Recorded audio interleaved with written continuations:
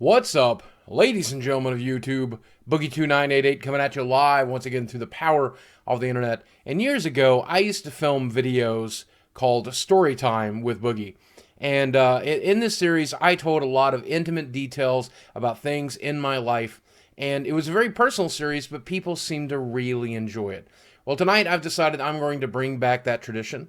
And I want to talk about some stuff that have happened to me personally. Now, if you're one of those people that don't like the personal videos very much, I'm very sorry for that. You might want to skip this, but I am going to talk a little bit about gaming, so it might be interesting to you. So today I wanted to talk to you a little bit about my history with games and gaming, and why I've chosen to do what I do here on YouTube, and what gaming is for me, because there's a lot of different things here. But I want to talk about it when I was a real little kid first.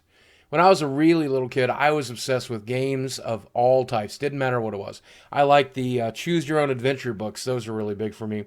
And they were inexpensive, and my family could get them for me.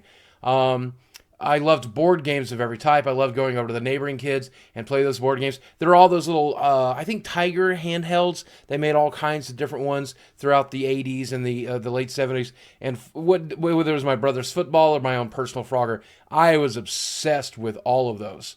I would even invent my own games occasionally, setting up different tracks for my Matchbox cars, or setting up barrels or plastic cups for them to bash through. At any given moment, I wanted to play a game, I wanted to think about a game, I wanted to create a game. I was all about gaming. Now, the first video game or video game system I ever remember is Pong. One of the neighbors in the neighborhood had Pong, and it was an old used set. And I remember discounting it entirely because it wasn't like a real game. Because it was very simplistic. I mean, it was fun to do, and it was fun. The novelty of having it on a television screen was really cool. But I was more into physical games at the time. There was a local ice cream parlor. Yes, obviously, I ate a lot of ice cream when I was a kid. A local ice cream parlor in Castlewood, Virginia, called Ma's and Pa's. And they always had a lot of pinball machines, and I was obsessed with these pinball machines. Every time we would go there, I would be more excited, believe it or not, about the getting to play pinball than I was about getting to eat ice cream. And this is true every time we went to Schuler's in St. Paul, or really anywhere else that they had pinball machines of any type. I loved them. And surely they had an arcade game before 1980, when I would have been about six and a half. But in the summer of 1980 at Ma's and Pa's, they put in a game called Pac-Man.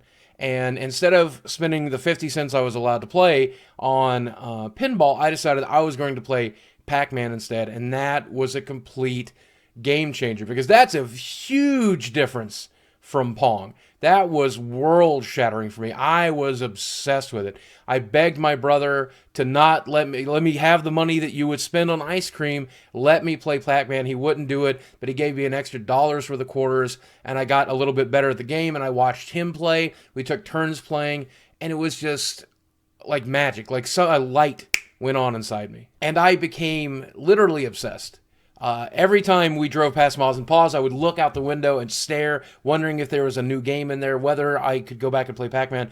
Every grocery store and every video store and every drugstore started adding games to their vending section. So I was obsessed with going into different stores. And when I found out that there was an arcade in the mall 75 miles away in Kingsport, I begged to go there to see what was there, and I would stay there the entire time that my mother was shopping. I was a kid obsessed. Now, looking back on it, I think the reason I was so obsessed with video games is because I didn't go outside a lot. And I know that's pretty common for kids these days, but back then, you would get home from school or preschool or whatever, you would go outside, you would get lost in the yard, you would get lost in the neighborhood, you wouldn't come home until night fell. And that's just the way kids were raised back then. I wasn't able to do all of that. And so I wasn't able to interact with the other kids as much as I wanted. I had, of course, weight issues as a very young kid, but I had severe breathing issues. I had allergies, and I was allergic to everything. I got pneumonia 4 times by the time I was 5 years old. So I pretty much spent most of the time inside the house and generally sick. Now, all of those issues are compounded by the fact that I was a victim of Munchausen syndrome, but that's another video for a whole other time. So for Christmas of 1980, my parents did what I think now, looking back at, is the nicest thing anyone has ever done for me, especially up to that point. they bought me an Atari 2600. Now, I didn't get any games with it, but fortunately for me, some of the neighbor kids did have an Atari 2600 for Christmas as well. They got a couple of games, so they would let me borrow games. There was also a place in town that rented Atari 2600 games for $1 a day, which was fairly expensive at the time, but my mom was more than willing to let me do it. And so on the weekends, I got to play a new game, and it was fantastic. And I explored this huge catalog of games that are already out by then. And Atari 2600 games are nothing to write home about now, but when you played things like Adventure, which is the first RPG game that I ever played, or you play games like Combat, which is the first multiplayer competitive game I've ever played, these games are permanently locked in my brain as some of the best games I've ever played. Now, something really weird happened here. I had not really made very many friends growing up. I had a couple of neighbor kids I knew, but when we moved from Castlewood to St. Paul, which is a larger city, I made a lot of friends right away because they knew I had an Atari 2600. I had some of these games. They knew that I was into it. They would come to my house to play the games I had. We would trade cassettes. It was probably the first time gaming ever brought me closer to other people, and that feeling was absolutely fantastic. One of the coolest things I remember is that there are all these different systems like Intellivision and ColecoVision, and so if you got the new system for Christmas, everybody wanted to come to your house, everybody wanted to play it. ColecoVision and Intellivision both could make almost perfect arcade replicas. Donkey Kong and Pac-Man looked fantastic on the systems. Getting to play them was fantastic. One of my friends ended up getting an Apple II, and that's when I first got introduced to personal computer gaming, PC gaming. He would get all these pirated games and all these pirated discs, and I would go over to his house and play. He would come over to my house and play. And it was just this huge world that was opening up. But all that changed in 1985. For Christmas of 1985, my friend Dustin and his brother Keegan, they got the Nintendo Entertainment System, and they got it with Rob the Robot, and they got Gyromite with it, and they got Duck Hunt with the Zapper Gun, and they got all of the great games that came with it. And holy crap, that just shook up the entire neighborhood. Now, I think there might have already been a kid or two in the area that had one, but I didn't really know those kids. But I knew Dustin and Keegan, so I had access to their Nintendo occasionally. And we got to play all of the early library games of the NES. Some of the games that stick out in my mind are like Excite Bike and Mach Rider. Those stick out because you could design your own levels in those games. So we would spend days designing crazy levels and then competing with the other people to try to beat them. And I got access to their Nintendo every once in a while, but eventually decided I needed my own when I played a little game called Legend of Zelda. Now, I guess that's around like 1988. Probably summer of 1998.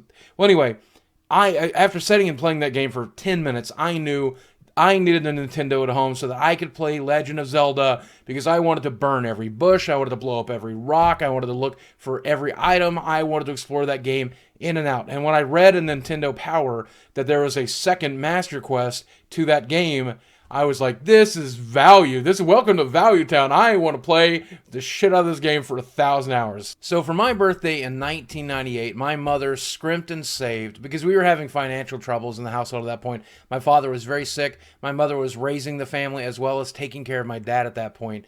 She scrimped up enough money to get the very basic set, one controller, one NES, a copy of Super Mario Brothers, and that's it. And I was so grateful to have it. I played Super Mario Brothers over and over and over again until I was speed running it. I was obsessed with that game, and of course occasionally I got to borrow other games. It would not do to borrow Legend of Zelda, and I knew I was patient. I knew I could wait. I knew I could get it later in the year. So one day we go to Kingsport and we're in this big box store that was called Hills, and my mom's friend John was with her.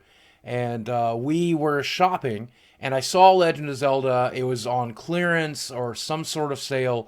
I held it up to my mom, and I said, Mom, please, this is the game I want. And if I can't get it today, I'd love to have it for Christmas. I don't want to rent this one. I want to own this game. This game is important to me. And she looked at the price, and she shook her head, and she said, well, maybe for Christmas. So we go out to the car, and I've told this story once before, but I told it a little different because I didn't want to include John in this. But I sat down in the car, and I'm a little bummed out, but I've got a book. I don't know what I'm reading at the time. But I got a book in my lap, and I'm waiting for my mom to come out, and John comes out to the car and pulls out of the front of his pants a copy of Legend of Zelda that he had just shoplifted for me. Now, I know what you're thinking. I wonder if Steve ever realized that John was having sex with his mother.